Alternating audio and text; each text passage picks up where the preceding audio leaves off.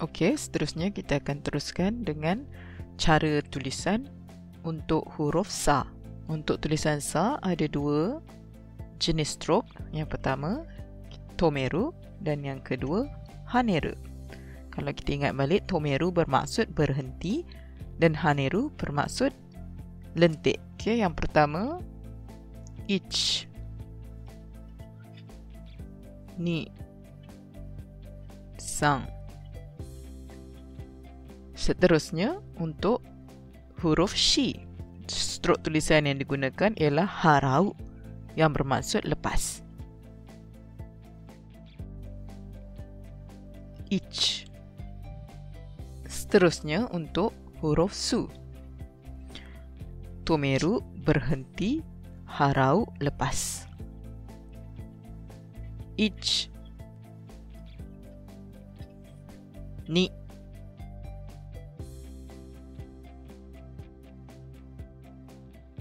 Seterusnya huruf se, tomeru dan haneru. Ich, ni, sang. Seterusnya huruf so, satu strok sahaja dan menggunakan strok tomeru, berhenti.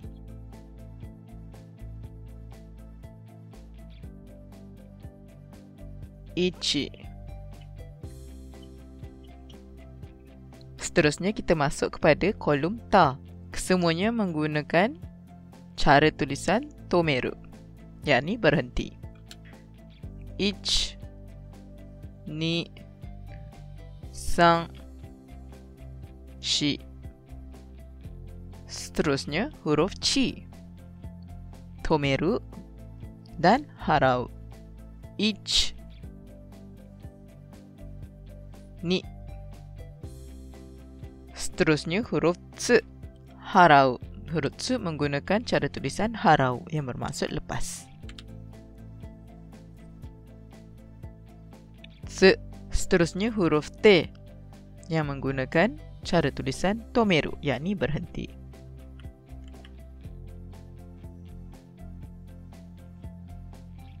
Ich. Dan yang terakhir sekali ialah huruf to. Ich, ni. Kita telah habis kolom a, ka, sa dan juga ta. Okey, kalau nak praktis menulis tulisan hiragana, bolehlah menggunakan print out ini daripada website Happy Lilac. Dan saya letakkan link pautan di bahagian description. Sa, shi, su, se, so, ta, chi, tsu, te, to. Dan seperti yang saya terangkan dalam video sebelum ini, dalam bahasa Jepun ada satu lagi kolom, okey, selain kolom yang basic, iaitu kolom yang mempunyai tenten. Okey, yang mempunyai tenten, yang bermaksud titik ni ya. So tadi kita dah belajar sa dengan ta, tapi di antara sa dan ta tadi ada satu kolom, iaitu kolom za.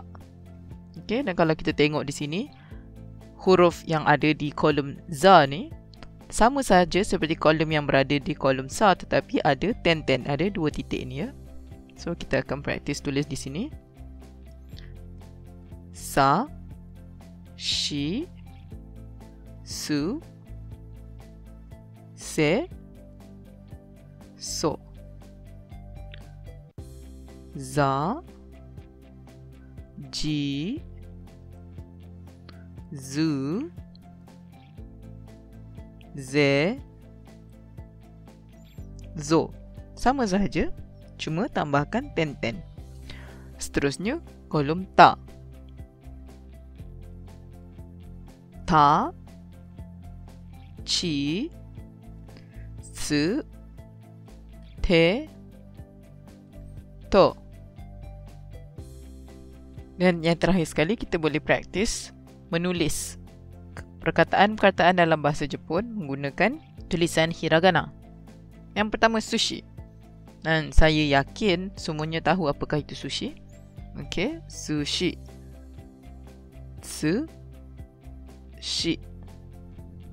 Kedua, jisa, yakni beza masa. Sebagai contoh, Malaysia dan Jepun ada perbezaan masa sebanyak sejam.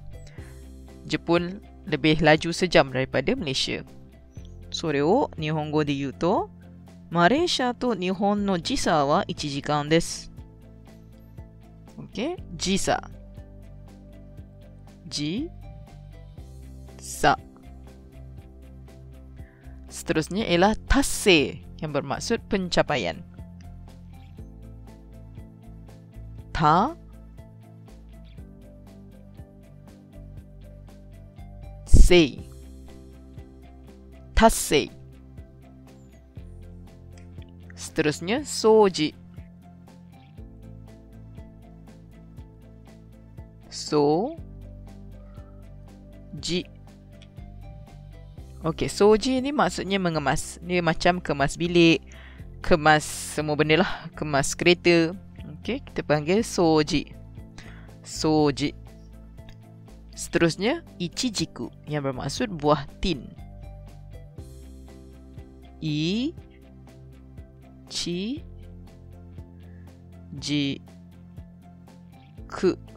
Seterusnya, soto. Okey, ni bukan soto Malaysia yang kita makan sedap tu. Ini ialah soto. Dengan lembut maksudnya. So kecil to soto. Seterusnya ialah suzu, iaitu loceng. Suzu, loceng. Su zu. Dan yang terakhir sekali ialah tsuchi yang bermaksud tanah. Tsuchi iaitu tanah. Saya ingatlah pula. Sekejap Tsuchi. Sebagai contoh, manusia dibuat daripada tanah. Okey, Tuhan telah menciptakan manusia daripada tanah. Dalam bahasa Jepun, Kami-sama wa ningen o tsuchi kara tsukurimashita. Kami-sama wa ningen o tsuchi kara tsukurimashita. Apabila menulis perkataan yang mengandungi bunyi berganda adalah perlu untuk meletakkan tse. Okey, bunyi huruf yang ini tse kecil di hadapan huruf bunyi yang akan digandakan. Sebagai contoh, kalau di sini boleh dilihat daripada perkataan nombor 3 dan nombor 6. 3 dan 6. Yang di mana kita perlu mengulang bunyi S dan juga bunyi T di sini ya. S dan T. Bunyi S untuk tasse dan bunyi T untuk soto. Sebab itulah kalau dilihat kat sini, kita menggunakan se yang kecil di dua tempat ini. Okay, kalau kita tulis tidak menggunakan se yang kecil, sebagai contoh, ta, se, sei. Dan di sini pula, so, se, to. Okay, dia tak menjadi bacaan sebagai tasse ataupun soto. Dia menjadi tatsei, tatsei, sotsuto, sotsuto. So dia tak menjadi maksud. Okay, dia tidak disebut sebagai tasse yang bermaksud pencapaian ataupun soto yang yang maksudnya dengan lembut. Sebab tu kena berhati-hati bila kita nak menggandakan bunyi huruf yang kedua. Okay, menggandakan dan memasukkan bunyi huruf yang kedua ke dalam huruf yang pertama, hendaklah kita menggunakan se yang kecil. Okey, hendaklah kita menggunakan se yang kecil di sini.